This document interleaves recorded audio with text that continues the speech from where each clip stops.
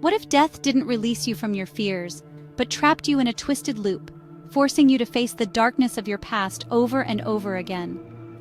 When Claire Bennett's life was stolen away in the blink of an eye, she didn't know that her afterlife would be a nightmare from which there was no waking.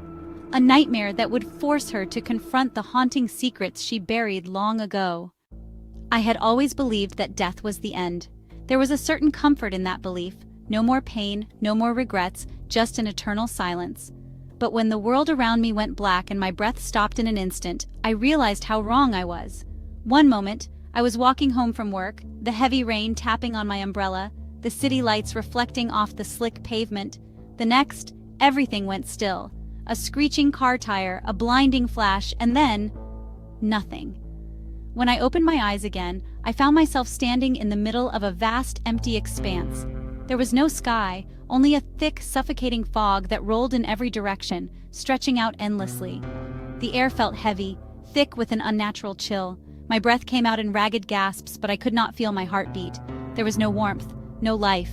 "Hello?" My voice echoed, but no answer came. The silence was deafening, crushing me from every side. I stumbled forward, my footsteps soundless against the cold ground. My mind raced. Where was I? Was this the afterlife? I had always imagined something peaceful, serene, but this was no peaceful place. This was suffocating, alive with a pulse I couldn't understand. Suddenly, from the fog, a figure began to form. The shadows shifted and twisted until a woman, shrouded in black, stood before her.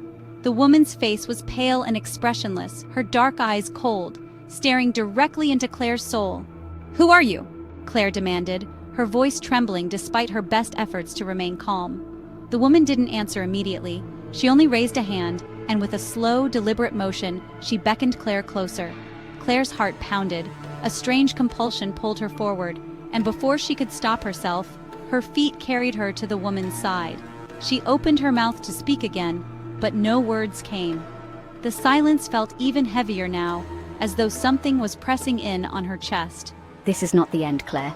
"What do you mean? Where am I?" The woman's lips curled into a thin, unreadable smile. "You are in the place between life and death, the threshold where only the truly lost can enter." The word sent a chill through Claire's body, but her curiosity overtook her fear. "But I'm not lost. I don't belong here. You are lost. The things you have done, the things you've tried to forget, they are not finished with you. Not yet." Before Claire could ask another question, the ground beneath her feet seemed to crack open, a dark abyss appearing. What is happening?" From it, memories started to rise. Her past, her mistakes, the secrets she had buried so deep. They swirled around her like ghosts, each one more vivid than the last. No, not this. She saw herself as a young girl, hiding in the closet as her father's anger exploded again. The deafening screams of her mother, the sharpness of her own silence in the face of that pain. "You think you can hide from me?" The guilt she had felt for running away and leaving her mother to fend for herself. And then, another memory. An argument with her best friend years ago. Words that were meant to heal, but instead cut deep. "I never meant to hurt you."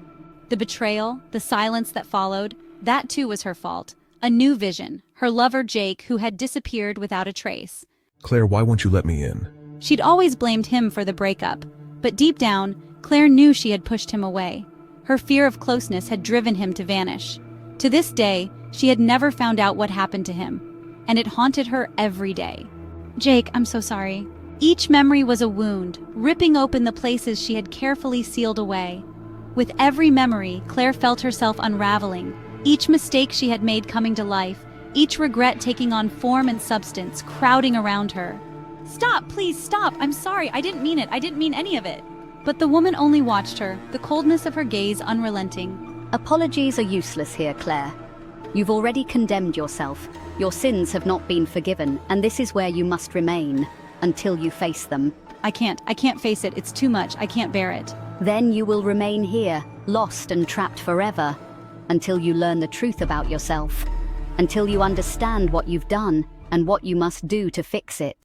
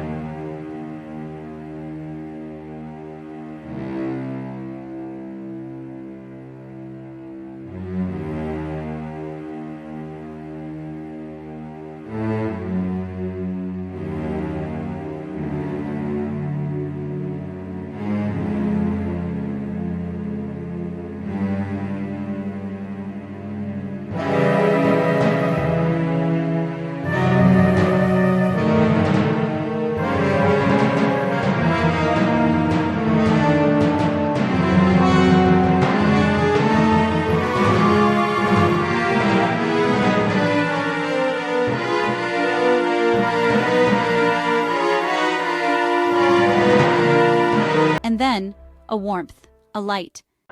She was no longer standing in that dark, oppressive void. The air was warmer now, more familiar. Claire's eyes fluttered open. She was lying in a bed, her body aching, but alive. The harsh beep of a hospital monitor beside her filled her ears, and she saw her sister holding her hand, tears streaming down her face. Claire, thank God you're awake. You've been in a coma for days. We thought... I was lost. You're back now. But you'll be all right. You'll get through this. And for the first time in a long time, Claire felt the tiniest spark of hope. She knew the road ahead would be long, and the weight of her regrets would not be easily lifted. But one thing was certain. She had been given another chance, a chance to make things right, to face her past and finally move beyond the mistakes that had haunted her. As she closed her eyes, Claire whispered a single promise to herself. This time I won't run. And as the shadows of her past slowly faded, Claire Bennett found the courage to walk into the light.